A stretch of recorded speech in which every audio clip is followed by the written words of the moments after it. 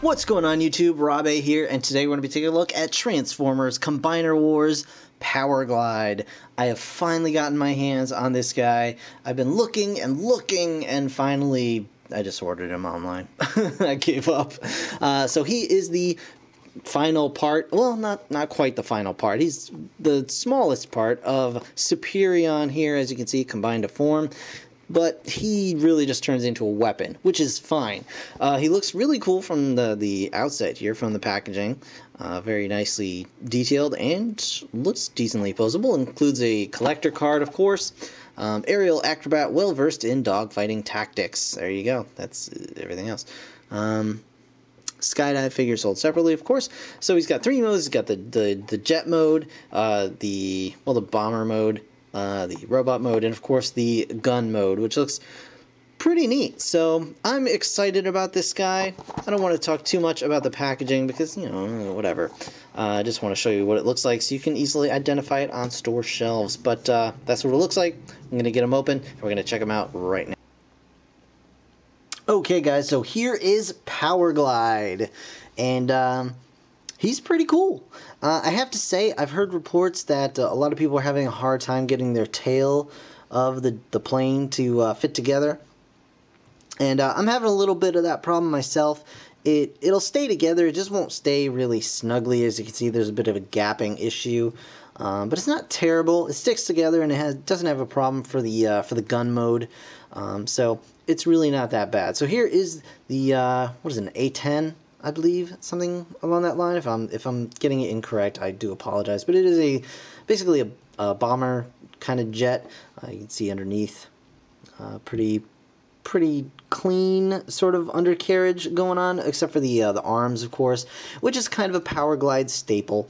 You can see he's got some missile batteries hidden in those arms, which we'll get to in a little bit.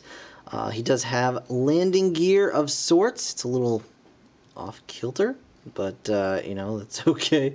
You know, everybody's hangs a little bit differently. I wonder if that's just a friction pin, and it looks like it may be, so I can probably just kind of, yeah, there we go. It probably just needs to be realigned a little bit, or maybe just have some plastic shaved off, but it's not too terrible. We'll get that fixed up in no time. But it is a pretty clean looking vehicle mode overall, as I said, with the exception of the arms. It looks pretty cool. Got some big big engines in the back there. These tail fins are a bit floppy, but they hold in the kind of middling position where they're supposed to. You can see in the back there, that's kind of the main, I guess, thruster on the jet, but also the kind of the barrel of the weapon that he turns into.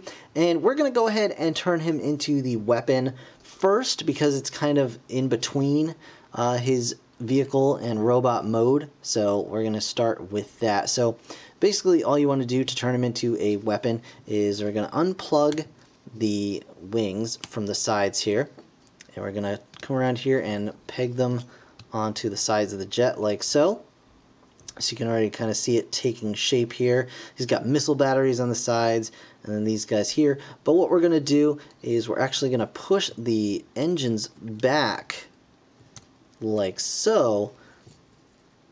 Oops! Oh my goodness! And we're gonna totally just break it. So that can happen. It is just held on by friction, so it's not the end of the world if it pops off. There you go. There is a stopping point, but it's very slight, and in trying to get it to that point, I popped it off accidentally, and I think this one actually is not supposed to. I think this one, yeah, this one doesn't really have the stopping point. There we go. It's very, very faint. But anyway, sorry about that. You just pull those forward that far. You can adjust the tail, you know, however you want to. But then you've kind of got it going pretty much, you know. And the last thing you want to do is there's a little panel right here that flips up, and there's a little sight right there, which actually is a nice little feature. So of course the landing gear is used as the handle for the weapon, and we'll just use Superion here. There we go. He's going to have to go into the drag strip arm because, you know, that's what I've got right now. But he just plugs in just fine into the fist, and you've got this big robot turned gun. So Powerglide gets to feel useful and blast some Decepticons in the hands of a Decepticon. Yep. And so there you go. Very cool. Actually, really nice little weapon mode. It actually works, which is kind of the important thing. So let's adjust our camera and get this guy into robot mode.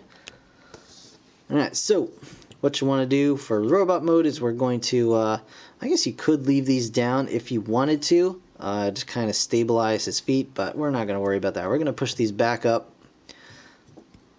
like so, and they should have kind of locking positions. You can see the little red bits coming through there like that. We're just going to go ahead and separate his legs because they seem to want to anyway. We're going to flip the tail fins back, tail wings, and flip the feet down like so. So there you go. We're just going to go ahead and pop his arms off. My goodness, I'm having a day. Pop his arms down. He's got his underarm missile batteries still, which look pretty cool. And we're going to go ahead and flip the landing gear down. We're going to take the whole front end of the plane and just pull it down and kind of snap it into place like that. And the head actually is, might want to pull one of the wings out of the way to kind of get this. The head is actually here. Just rotate it around like so. I'll peg that back up. And there you go. You've got Powerglide in robot mode. And he's a very nice little figure. He's got nice paintwork. He's got a nice big Autobot symbol. He's got ball jointed shoulders, as we saw. He's got nice elbows. Pretty deep elbows, of course. Very good. Ball jointed hips. Nice knees. He's got a little wiggle in the foot there as well. No waist articulation because of the way he does transform. He does have a butt flap. Oh my gosh. End of the world, I know. But you can, of course, flip that up if you want, you know, a little bit of a ducktail going on there. Or you can just leave it kind of halfway down, and it really doesn't, you know, it doesn't look bad. It doesn't get in the way. And Powerglide works just fine. He doesn't have a weapon of his own, unfortunately, but that's okay. Like I said, the very nice paintwork, I think. You know, kind of replicating his Generation 1 stickers and things like that. But his head does rotate as well, of course. But it is not on the ball joint. It doesn't go up or down. Just goes side to side, which is fine. Not a big deal. But I think they really did a great job of like capturing the original feel of Powerglide and kind of updating it, as well as giving him a pretty decent, you know, pretty reasonable weapon mode as well. I really do like this guy. I think he's a great little figure on his own, aside from the fact that he combines with the rest of the figures. And yeah, I'm super glad to finally have him in hand. He's very nice, clean robot mode, nice, clean vehicle mode, and you know, certainly more than passable weapon mode as well. So very cool. Really happy about this guy, and I think you guys will like him too. Just be careful of the tail fin and the back engines. Don't pop those off and poke your eye out or anything like that. But yeah. So that, guys, is going to do it for this review. I want to thank you so very much for watching. As always, be sure to subscribe and stay tuned for more. And in the meantime, thanks again for watching. I'll see you guys in the next one. Bye for now.